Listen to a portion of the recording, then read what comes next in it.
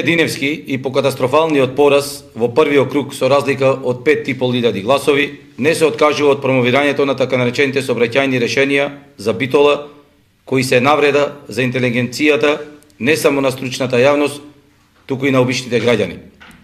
Голема штета е што еден кандидат за градоначалник покажува крајна неупатеност во издржаноста и изводлизовоста на проектите кои ги нуди. Дури и неупатените, слушајќи ги така наречените проекти на Менде, би рекле, па ова има намера да го експроприира и разорне половина град, за да ги направи булеварите со 4 ленти и зеленило, кои наивно ги најавува.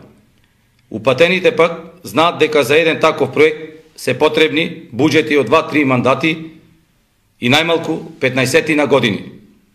Вистина, не може од еден стоматолог да се очекува да биде стручен во областа на сообраќајот, но еден политичар од кариера, а особено од некој што се понудил како кандидат за градоначалник, граѓаните имат право да очекуваат барем да не им го поценува здравиот разум и интелигенцијата.